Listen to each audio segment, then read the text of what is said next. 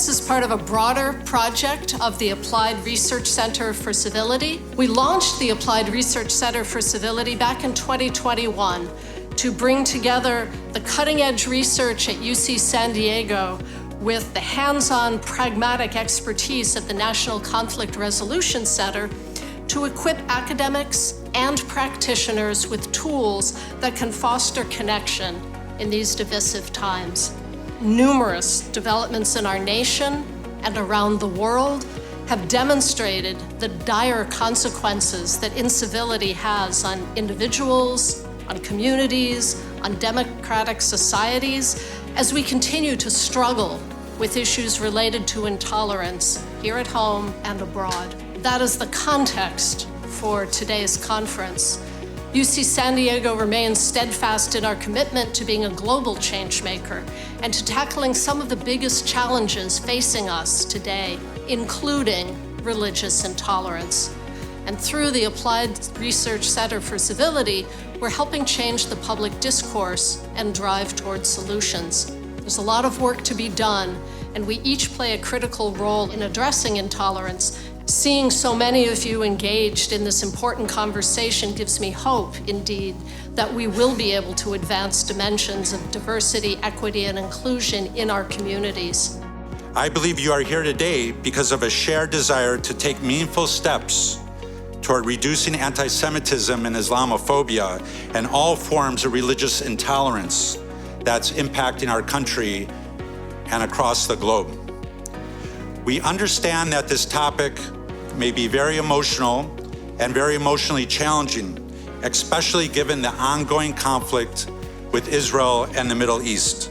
And I know that it's placing considerable strain on many of the organizations who are here today that are working to combat religious intolerance and bigotry. As an organization, we are devoted to promoting healthy dialogue, even in divisive times. We hope that you all join us in fostering a safe, respectful environment today where diverse perspectives can be openly shared. We're so excited to present our impact paper that we've been working on for now 2 years.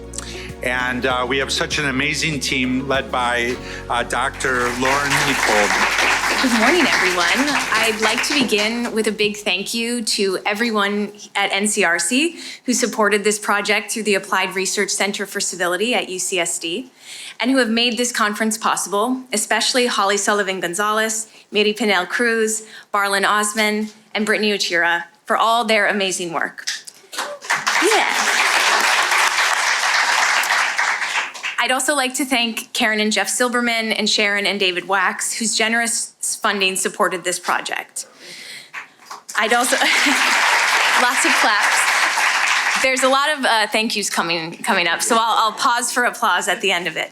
I'd also like to thank the Pew Charitable Trusts for their support for the conference and the incredible work they do to support understanding the role of religion in American life. I'd especially like to thank Julie Sulc for engaging so closely with our work. I also want to acknowledge my wonderful co-authors from the UCSD Center for Research and Evaluation, Kelly Nielsen and Nathan Gonzalez. And I'd like to thank our leadership at the UCSD Division of Extended Studies, Georgia Kovacs, Josh Shapiro, and Dean Hugo Villar for their direction and support. I'd also like to thank our Faculty Advisory Committee, Abdullah Antepli, Ken Stern, Aisha Karefici Orellana, Richard Pitt, and Rebecca Sager, who have helped to steer this project from its inception. Finally, I want to extend my sincerest gratitude to the dozens of experts who generously shared their time with us to talk about their work and to help us formulate this report on the strategies and practices to address religious intolerance. Many of them are here today, and I'm very excited to continue to learn from their experience. Let's give a round of applause to everyone. It's a real privilege to share our research with so many people who are dedicated to addressing religious intolerance and to building a more inclusive culture. We really look forward to learning from all of you throughout the day. So the paper I'm sharing today is a working paper, and we'll take what we learn here throughout the day to improve our work before sharing it widely. So with that in mind, here's a quick roadmap of where we're going. I'll begin with a brief background on our goals for this project and how we conducted this research. Next, I'll share with you the framework we developed for understanding the strategies and practices for addressing religious intolerance before diving a bit deeper into the 3 levels of the approaches within our framework. After a brief conclusion, Julie Sulc, a program officer of religion at the Pew Charitable Trust, will share a little bit about the work that Pew has been doing in the field before she joins Nathan, Kelly, and me for a conversation and a bit of audience Q&A.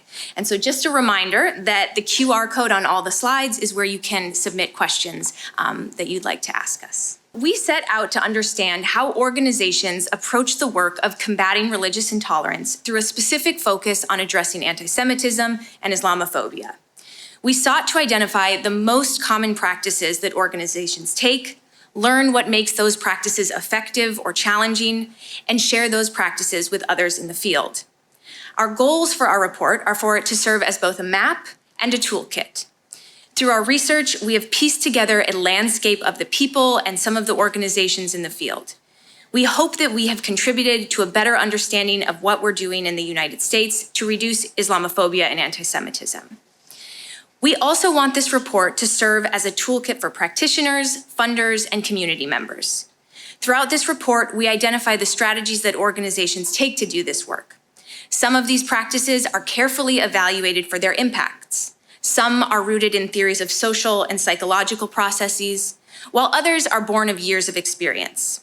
Our hope is that in reading the report and being here today, you all find something new, discover variations on your own work, or identify areas where new practices can be developed.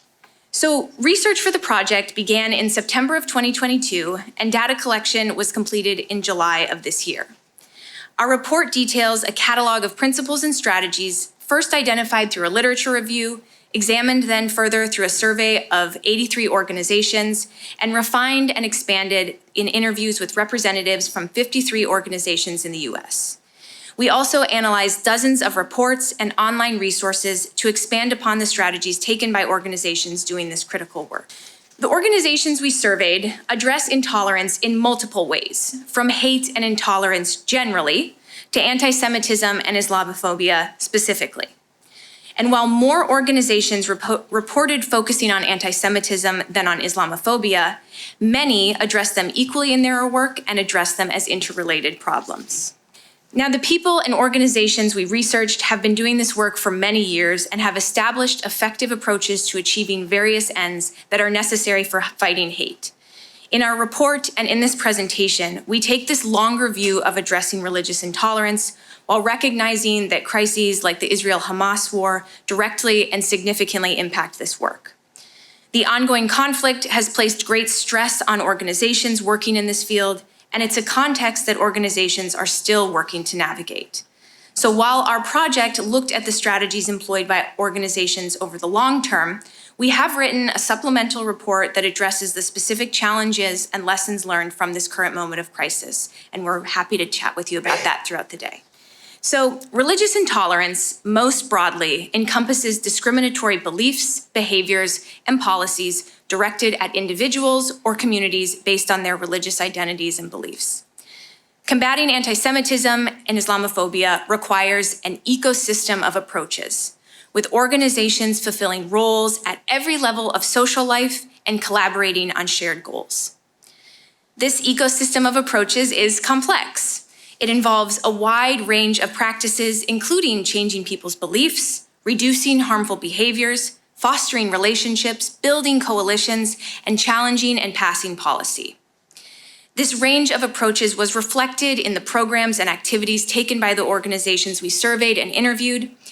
And so, to understand this ecosystem of approaches, we distinguish between the individual, community, and structural levels at which they operate. These are not meant to be exclusive categories, and as we learned through our survey, most organizations work at more than one level. So now I'd like to dive deeper into each of these 3 levels. The individual level approaches to combating religious intolerance typically focus on targeting harmful beliefs, attitudes, and behaviors by building individual capacity and supporting the needs of individuals. Some of the ways organizations do this is by conducting educational workshops, supporting the development of critical thinking skills, providing mental health services, and disrupting or reverting radicalization. Based on our survey, the most common strategies organizations utilize are educational. In our landscape survey, 68% answered that their work seeks to change beliefs and attitudes always or most of the time.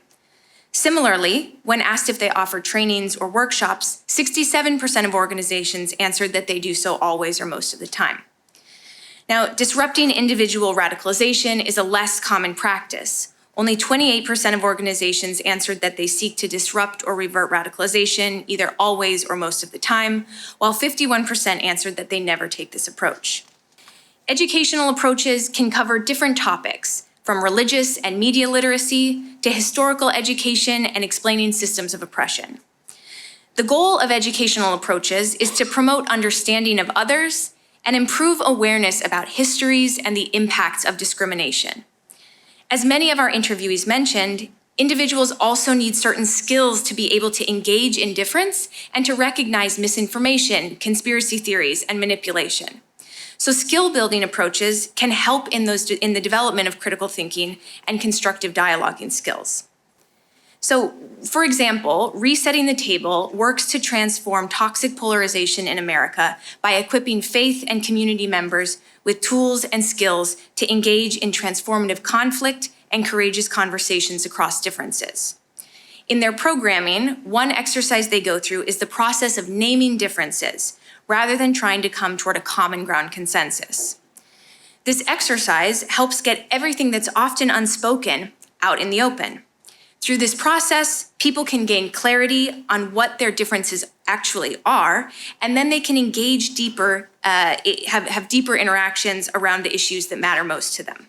Now, supporting individual healing and well-being is another approach that organizations take to counter anti-Semitism and Islamophobia. Some initiatives, such as the California versus Hate work that Becky mentioned, are working to connect victims of hate to various services, including mental health support and legal services.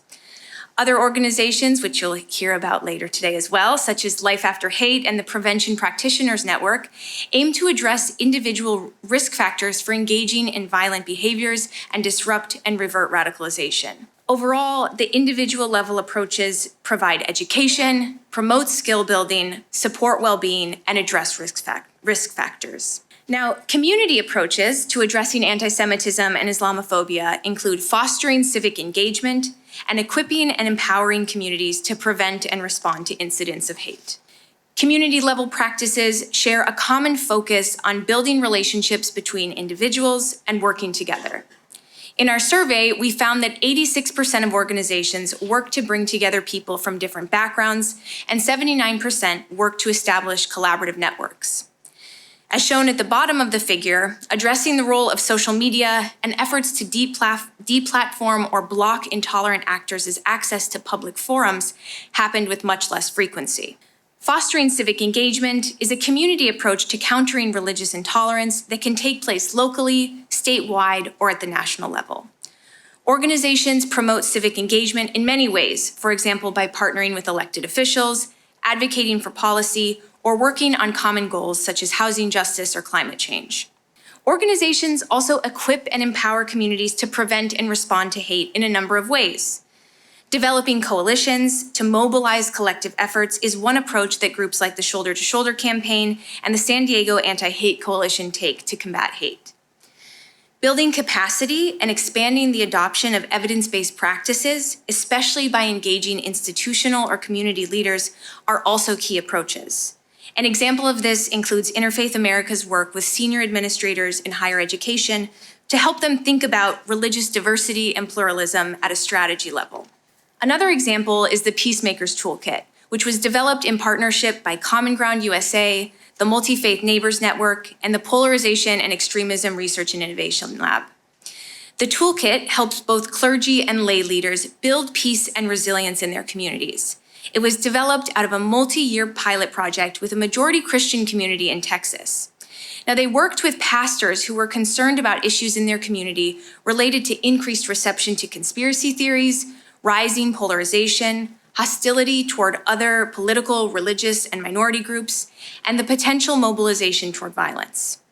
The toolkit provides hands-on strategies and scenarios of how to engage in peacemaking. And so overall, community-level approaches encourage community building and can consist of working across differences by establishing coalitions, developing organizational capacity, training local leaders, and fostering civic engagement. So organizations operating at the structural level aim to achieve enduring progress related to combating anti-Semitism and Islamophobia by influencing policies and wider cultural change. These approaches include removing discriminatory policies, promoting inclusive legislation, conducting research, and fostering a culture of inclusion. The most common structural strategy for these organizations was to develop a culture that sees intolerance as unacceptable, which 77% of organizations said that they aim to do always or most of the time. The next most common strategy was ensuring just governance and the equal application of the rule of law at 39% for always or most of the time. The least common strategies were the policing of hateful speech by public figures and working to investigate or develop tactical responses to threats. So within the structural approaches, many organizations work to lobby against discriminatory policies and in favor of inclusive policies in both institutions and in local, state, and federal governments. Expanding hate crime laws and improving the tracking of both hate crimes and civil rights violations are very important for curbing religious intolerance. For example, as part of the Combating Hate Coalition in Minnesota, Jewish Community Action and Reviving the Islamic Sisterhood for Empowerment, along with other groups, lobbied their local government to enact policy changes to improve bias and discrimination data gathering and reporting. The coalition was successful at influencing the passage of a bill that improved this data gathering and reporting, and that also improved support to communities after they've experienced an act of hate. Some organizations, such as the Institute for Social Policy and Understanding, the Eradicate Hate Global Summit, the Southern Poverty Law Center, and the Polarization and Extremism Research and Innovation Lab, support, conduct, and disseminate research in order to inform and provide direction for the development and implementation of evidence-based interventions. Research findings can also be used to inform policymakers, community leaders, funders, and other stakeholders to shape policy and these interventions. Finally, establishing inclusion as a social norm is critical for reducing all forms of hate. Organizations contribute to creating a culture of inclusion in various ways, including things like education, bridge building, and formal anti-discrimination policies. But they also do this through storytelling in popular culture and the media, and by challenging hateful speech. Overall, structural approaches include advancing inclusive legislation, conducting research that can motivate institutional change and inform the development of effective interventions, and fostering a culture that sees intolerance as unacceptable and instead fosters inclusion. So our research highlights the wide variety of approaches taken by organizations in the US to combat anti-Semitism and Islamophobia. We've compiled this ecosystem of approaches under the headings of structural, community, and individual. And while this categorization does help organize the enormous and varying work done in the field, in practice, again, most organizations work at more than one level, if not all three. So the distinction between these three levels is therefore somewhat fluid and should be understood as a framework for analysis rather than prescription. What the distinction between these approaches does do, however, is highlight the range of tactics that organizations are taking to combat hate and bigotry. Anti-Semitism and Islamophobia are complex, insidious, historically extensive, and they're bound up with other forms of intolerance. Combating them is not a simple matter. It requires things like crisis response initiatives to support victims, as well as policy change around structural discrimination and online radicalization. It requires a change to our culture and practical work to ensure that people feel like they belong in their communities. The people and organizations reflected in our research represent the hard work of our communities to build belonging, increase trust, generate understanding, develop capacity, pursue justice, and uphold one another. We hope that throughout the day, we can think more about how to learn from each other's approaches, collaborate, and build up our capacity to keep making strides in combating anti-Semitism, Islamophobia, and related forms of hate and bigotry. Now I'd like to invite Julie on stage to make a few remarks, as well as my colleagues Kelly and Nathan, to join us for a conversation about some of the tensions involved in this work and how we may think about some of the gaps and opportunities that have emerged. So Julie Sulc is a senior program officer with the Pew Charitable Trusts. She has been with Pew for more than 20 years, overseeing its religion grant-making portfolio, which supports projects that promote the understanding of religion. So, welcome, Julie. All right, well, thank you all. It's really an honor to be here, and I probably speak for all of you that when we engage with many of you that are on the front lines doing this hard work, it's really humbling. And we want to thank you. We see your exhaustion and the emotional toil that it's taking, and our work of just categorizing and understanding what you're doing is really easy, and you are doing the hard work. So, one other really random fact. So my name is Julie Schultz. It looks like Sulc, and I think it should be pronounced Schultz. Or Sulc, but my husband and his family think it should be pronounced Schultz. Apparently it came from the Czechoslovakia, so I take it on faith that they pronounce my last name as Schultz. So, we were sort of match made earlier this year by a fellow funder who knew about your work, and I was just eager and amazed to learn about this project and excited. Just very, very thoughtful research, and it happened that it coincides, or it takes asks similar questions, and it takes similar tactics to something that Pew had recently done. So we had a lot of fun dialoguing about it, and just briefly, I want to share about what that project was. This slide. Oh, do we go back? Yeah. There we are. Okay, what we did was Pew is a very research-based organization, and we love objective data. So in our work, we have a small grant portfolio that supports organizations that are countering bias against religion and bridging religious differences. And we wanted to know more about what do we know about what works, kind of the evidence base that supports this work.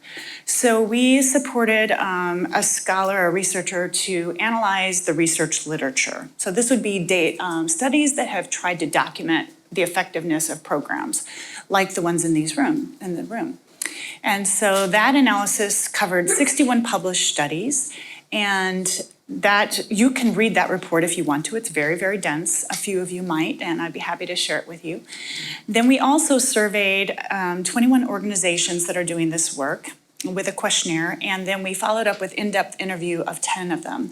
And some of the findings, both of that research analysis and our interviews, were that one of the most prevalent approaches that people were taking, that also was most studied, was contact approaches. That would be the kind of relational work that you do.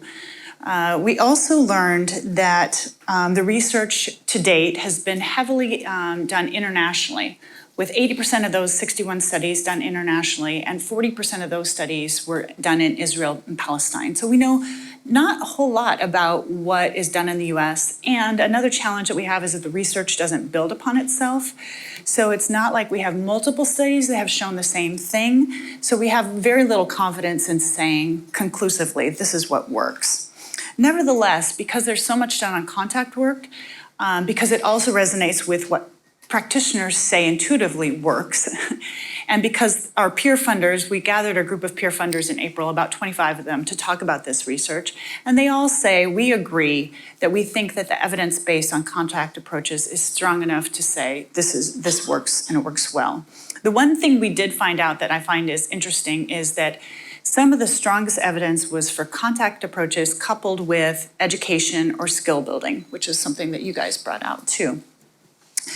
There was also limited published program evaluation. That seems to be an area where there could be more work. And I'm happy to talk about any of this with you, but really right now I want to talk about this exciting, excellent study, the observations that it prompts, and some of the issues or questions I'm still pondering after reading it. So maybe one of the first questions that I and my peer funders talked about, and you guys have talked about as well, is this question of end goals for these programs versus intermediate goals. You did such a good job of I think one of the contributions you made is that excellent categorization, I'll get it out eventually, where you analyzed where the kinds of approaches that people were taking. It's just really helpful and thoughtful. The question we had were, can we even agree on end goals? So is combating anti-Semitism a different end goal than combating Islamophobia? And if we aren't, if these programs can't say that they're working toward the same end goal, might there be more progress if we can think about how do you agree across intermediary sub goals, or even on tactics, or in terms of thinking about how we can better collaborate? So could you maybe summarize or talk to us a little bit about that? Yeah, we'd be happy to. Thank you very much. I mean, it was a wonderful connection. I think it was the Arthur Fielding Davis Foundation that brought us together, and to see the similar work happening and coming along at the same time was really wonderful. And I think it's that kind of sort of swell of interest and attention and everything that is really important. I think doing this work, in an island can be less effective than if we're really coming together at the same moment in time. So thank you. And thank you for engaging the work and coming up. One of the, I think, things that really jumped out at us was how many organizations find that working towards a kind of superordinate goal, or a goal that is just distinct from trying to address anti-Semitism or Islamophobia, or even just differences between the people themselves, which is a particular type of very difficult work. It's very skilled work. Many of the organizations we spoke to said, look, we're going to tackle housing. We are going to tackle some form of legislation. We're going to get COVID relief. I know that organizations like Jewish Community Action in Minnesota are working with RISE and others to often focus on things that are very different. I think it's the Greater Indianapolis Multi-Faith Alliance. Their approach is to say, look, I don't even care if everyone even can agree on an end goal. What I want them to do is to work on housing, and I want them to form friendships. If they form those friendships, then they will have the time, they'll have the space, they'll have the capacity for one another to actually then maybe work through some of those very different, views of each other, and how to address these particular problems. And it also brings people into the coalition that might not otherwise. And I think, Aaron Ajima was saying, we can get some of these more conservative Christian organizations in that often feel attacked when they don't share the same views about addressing a particular end goal. So granted, that's not going to work for every organization, and many organizations that we spoke with simply don't, that's not what they're doing. They're really trying to get at that end goal and come together and sort of build past it. But that is an approach that we have seen working very well. And it just builds the strength of communities, right? It addresses really critically important problems. And so I don't think anyone minimizes the importance of, say, addressing anti-Semitism or addressing Islamophobia in the process, but they're also fixing other problems, and hopefully that they can do that work in the process. That point you made about the organization, I think in Minneapolis, that says we're going to get people together working on housing. In the process, they're going to develop friendships. It kind of indicates a theory of change, of what's going to change. And one of the things we wrestled with as peer funders when we met in April was the question of belief versus behavior, kind of a theory of change. How do you understand your program is going to work to make the difference you're trying to accomplish? So does belief follow behavior? Does behavior follow belief?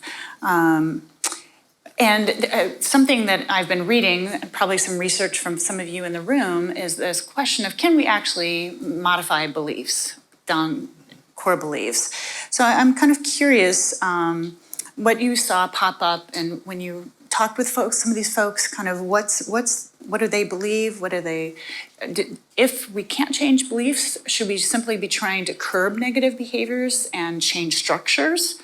Because we assume that they're going to be there.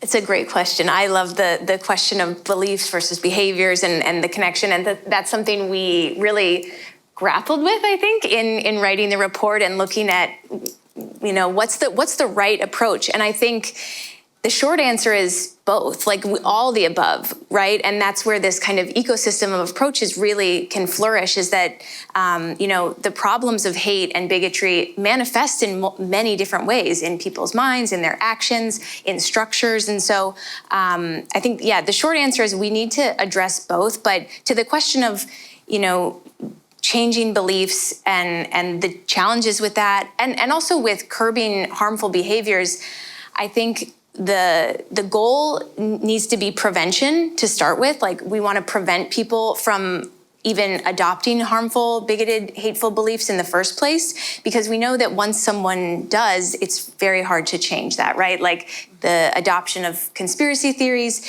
people double down on those. And when that happens, then we want to move to preventing harmful behaviors, and multiple ways of doing that, right? Like, there should be social norms and also rules in place that curb people from doing that, and especially leaders, as a few people talked about, the harmful rhetoric we see.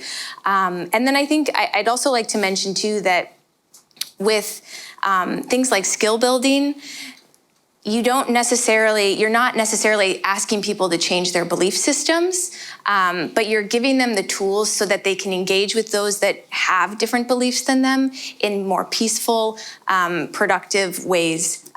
So I think that's...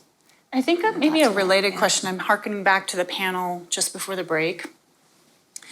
What I heard some of you saying is there are people that they don't have deeply held beliefs, but they're at risk of developing negative stereotypes. Mm-hmm. So kind of what are the tactics, through education exposure, can we prevent the movement into these stereotypical underlying prejudices or, Yeah,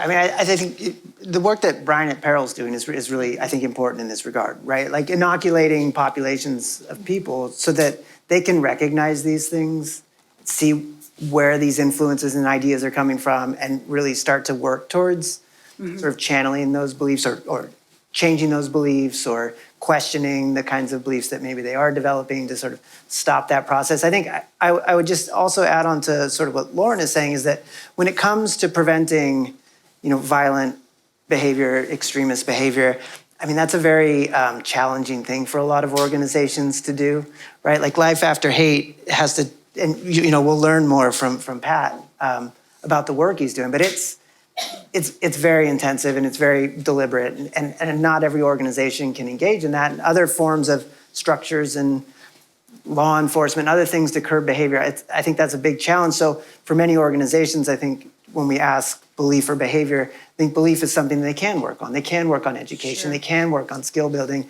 So it is kind of a matter of sort of where our abilities lie within the ecosystem. I think kind of answers that question for a lot of orgs. Yeah. We have a poll. Oh, yeah. So we want you to, there's so much wisdom in this group. So we're going to kind of gather your wisdom. We're just talking about what we've read, but you guys are in the field. So if you or your organization, did we somehow go back? If you had to choose whether to focus on behavior or belief, what would you choose to focus on? It's kind of getting at what's your theory of change? We want to pull the wisdom of the group. So let's see, how do we access So I think there's, there we go. There we go. So you can use the QR code on there. Some of you guys are so skilled. So the question is, if you or your organization had to choose whether to focus on beliefs or behavior, which would you choose to focus on? Yeah. I'm going to wait a while, see if belief catches up to behavior or if behavior is going to continue to... They're kind of going like this. Yeah, win the horse race. What if you feel like you have to do belief to get to anything?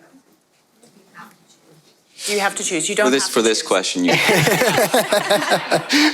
But in reality, like the ecosystem, like our paper kind of emphasizes, a lot of the work that people are doing crosses all of these divides, right? You're doing some structural work, you're doing community work, you're doing individual work, you're doing belief work, you're doing behavior work. even if you're not working on behavior specifically, you hope that your work to change beliefs is impacting behavior down the line.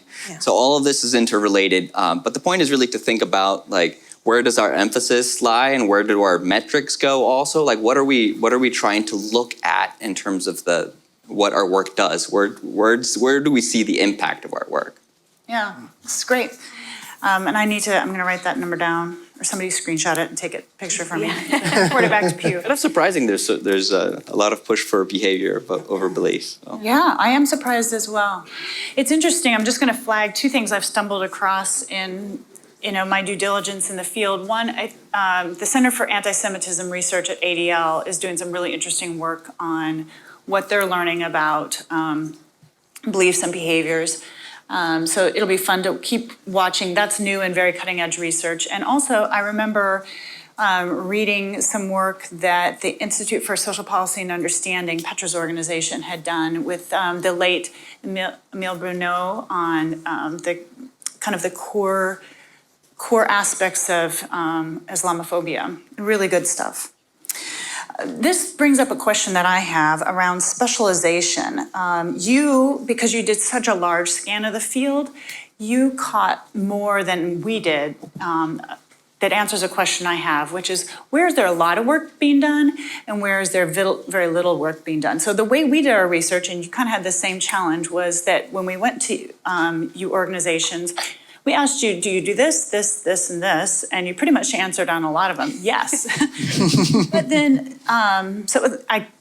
my research was faulty and then I couldn't get a clear picture of the field. But then when we talked with you one-on-one, it was pretty clear that, while you might do a lot of things, you tend to specialize or double down on one area or not. So maybe I'd love to hear your thoughts from your conversations with folks in the field. Where's there a lot of research and where maybe are there few organizations doing this kind of a thing?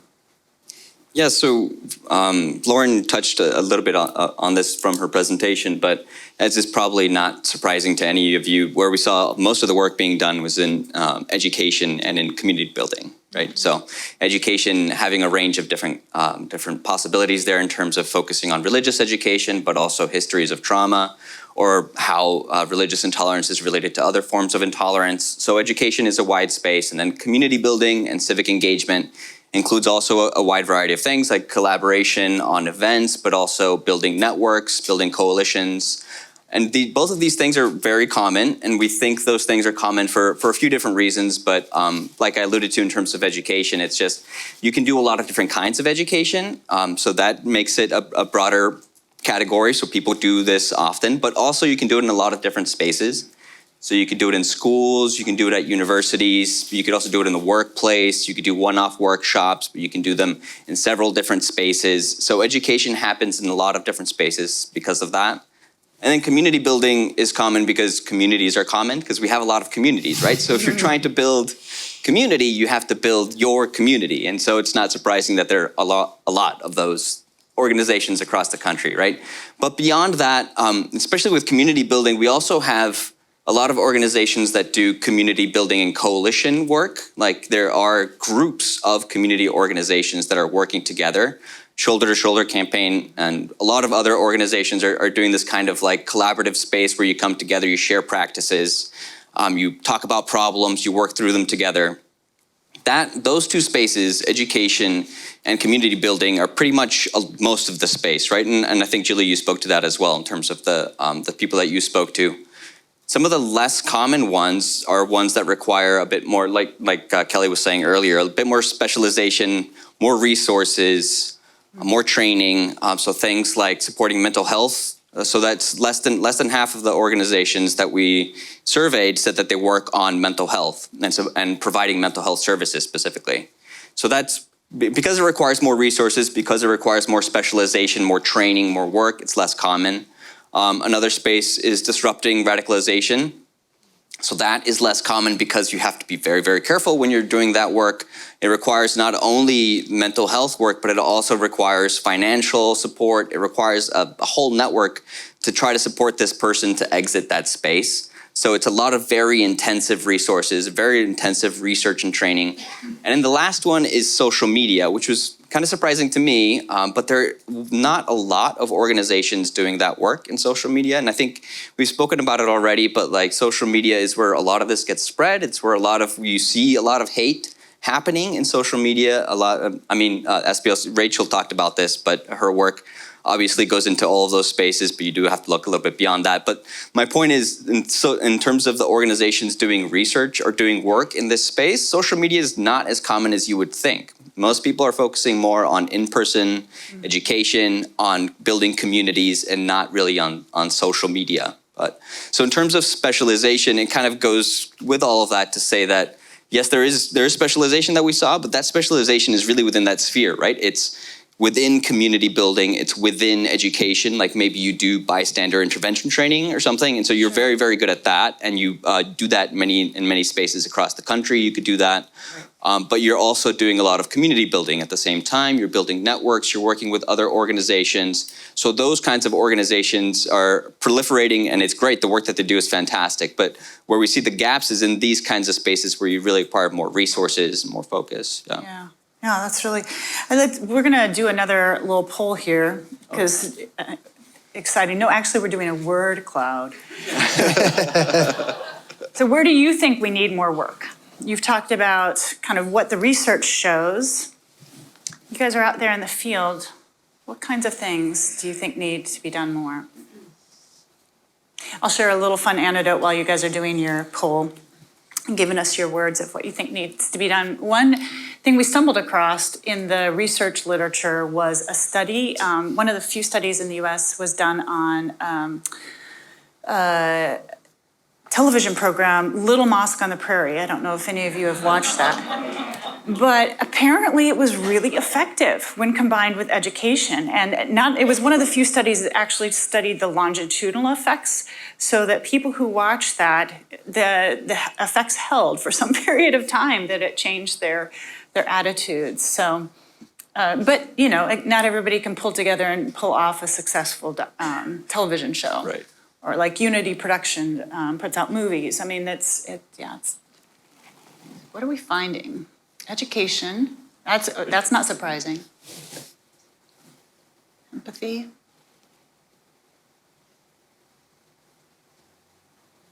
We have to turn because it's so old that we can't read it. That's exactly. Yeah. Breaking media conglomerates, that's interesting. History. Yeah, so hopefully somebody will keep this for us. It's a really helpful thing just to see. In some ways, this overlaps with what we just talked about. But you must have had an effective social media popped up there. So just this conversation is not exactly unbiased. Yeah, it's a change in real time. So this prompts a question for me. Funders are notorious for wanting to see some kind of effort scaled up in a short period of time. We want you to change the world in 3 to 5 years with metrics to show us.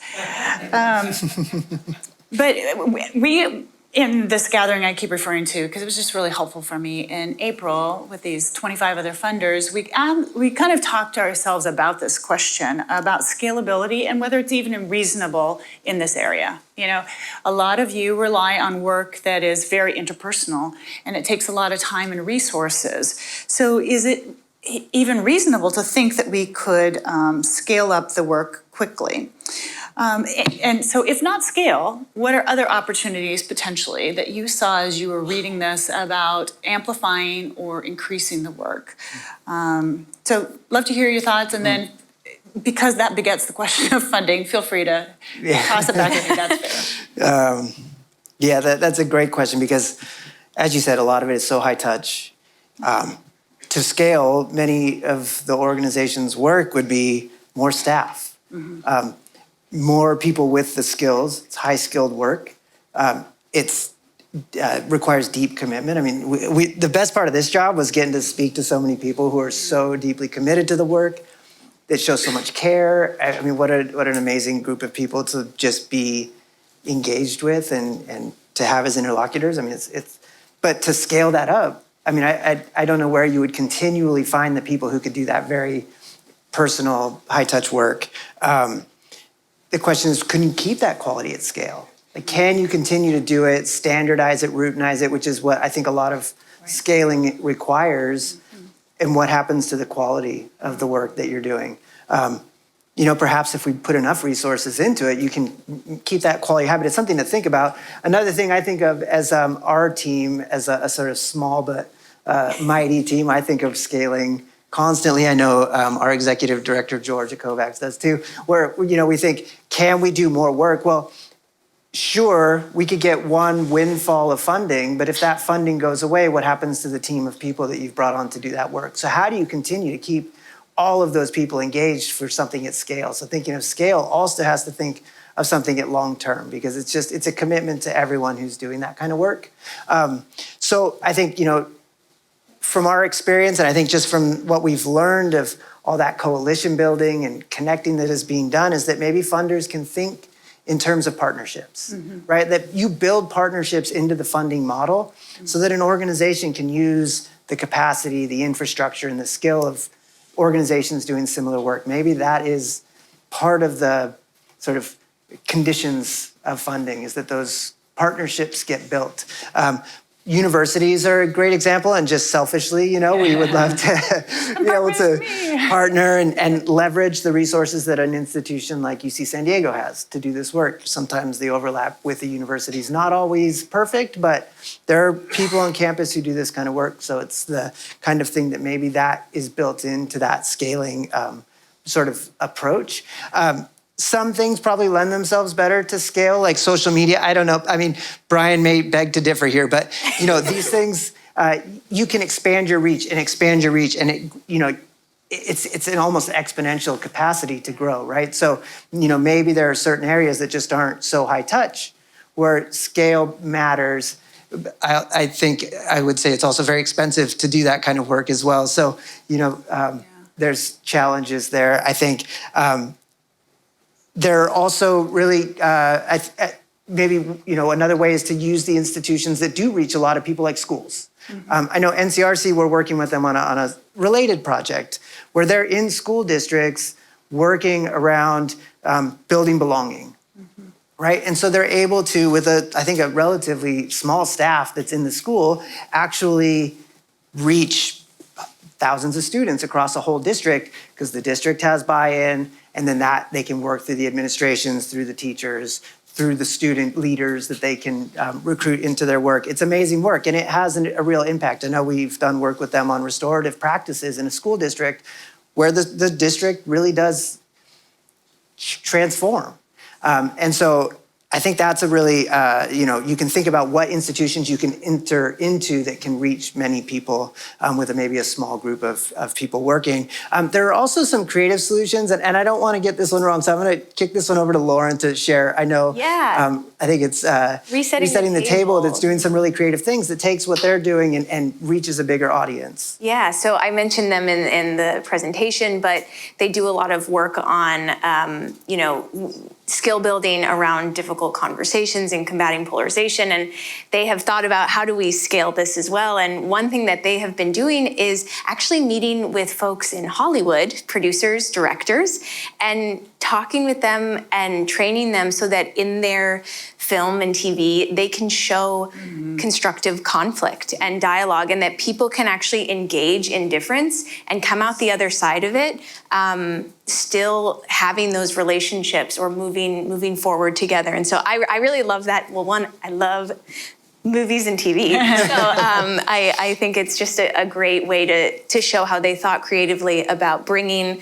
the work that they're doing, that again, is very time-intensive cohort model, and getting it to reach a much broader audience. Yeah, and I think there's just one other thing, but before we get to the funding, and I think maybe this is a question actually about sort of how funders think about this, and this came from what you were telling us yesterday from your focus group and your conversations about burnout, and I'm just curious what effect scaling would have, because the burnout, I think as you told us, and you can definitely share more, is it's prevalent, it's perhaps increasing, it's perhaps more intense as organizations are being asked to do more work, and if scaling entails not just the ability to have others pick up that load, but the people who are already doing it do more.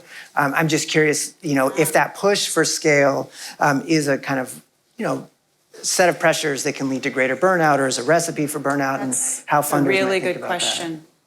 And anybody who's followed a friend who's launched a business, you know that, it does involve burnout. We have another poll for you related to scaling, and that is just for your perspectives and insights. Do you think that your work or the work of your organization can be scaled up? And you get options here. The options are yes, with funding resources.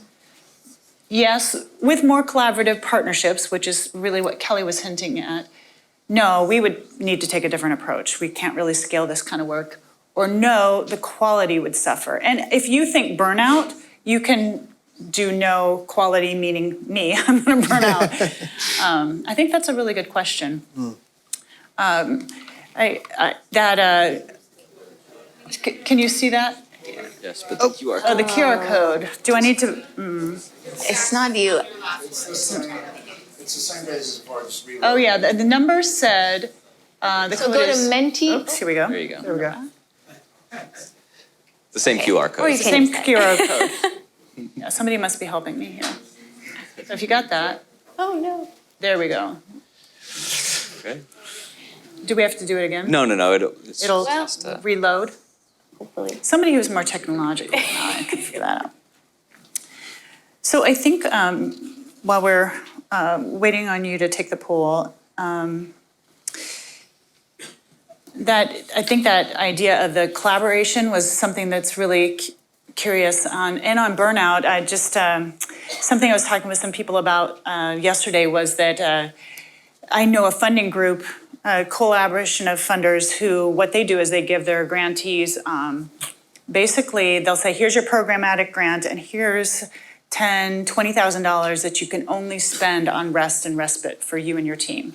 And you have to give us, all you need to do is send us an email to tell us how you spent that money. It's the only requirement. I don't think Pew has the flexibility to do that in this area. Trying to get through my board might be challenging, but I think it's needed. And that's where kind of this, a network of funders.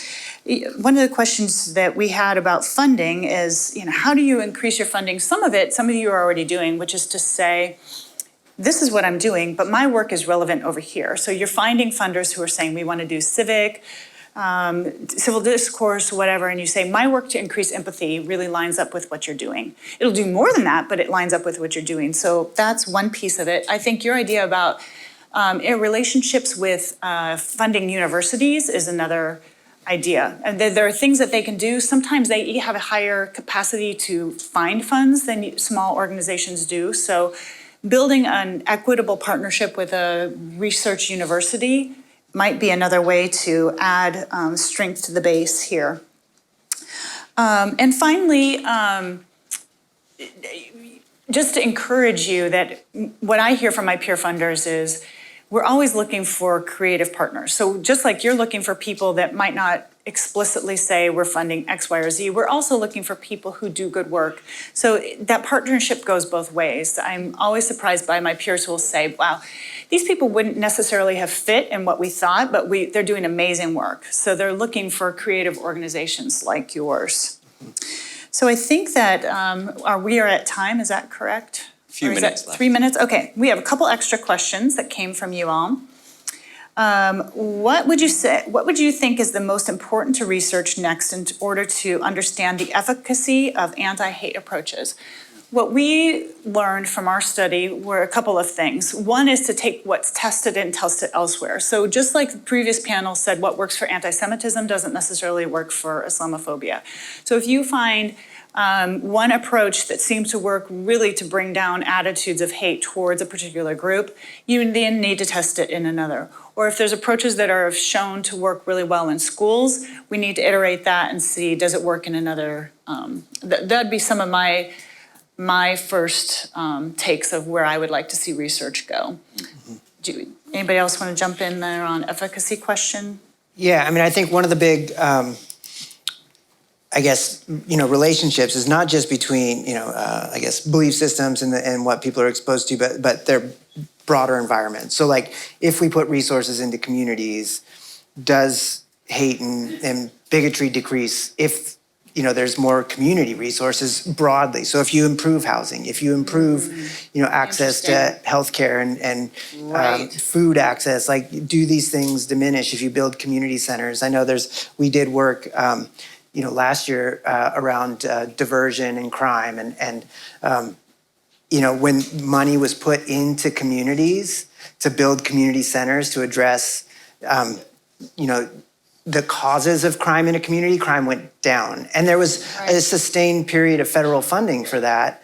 Sure. And I think that we can have a similar type of, I think it would be good to study if we can have a similar type of effect if we are putting, substantial resources into communities that aren't only targeted at that, but if you also integrate it into it, if you build community support services that also address bias and bigotry, if that would have an impact. Related to your scalability question, I almost wonder, Callie and Jess are here from the Wasmuth Center, and they're being funded to do, partnering with the university on some impact evaluation. So I think implementation research would be really helpful too. Mm-hmm. You know what you want to do, but is there a way to do it even more effectively, which could relate to scale, or it could just be replicating efforts that are shown to be really effective ways to do that work that you're doing. A question came in about your paper. First, I'm going to just say that we have the long, dense research paper, but we have a shorter paper that was written by a colleague who's a journalist. It's really a lovely read. That's up on the Pew website now. That's available. But your paper, they want to know, when will it be published, and will it include the supplemental report? Where will it be available? Yeah, that's a great question. So I think we're planning to take things we learn today and any feedback and changes, and hoping to get the final paper out by, I'd say, the end of October. I think that's about a month.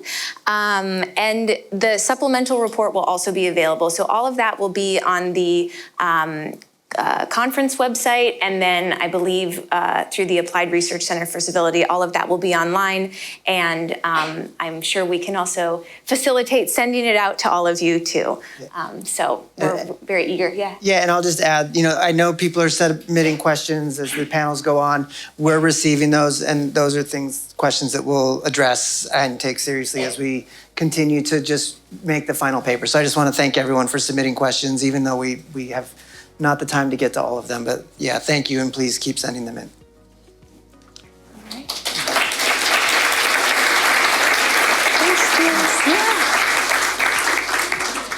So thank you, Julie, Lauren, Nathan, Kelly, for your insights. This has been a long journey, 2 years, and we will take the ideas from the conference today and incorporate them into the paper. We have the longer version. We'll also create an executive summary. So the goal is that we'll share that with all of you, but we also will send the paper to different cities, communities all over the country. That's really the goal, to create this toolkit that can be shared across the nation. So thank you for your support. Thank you so much.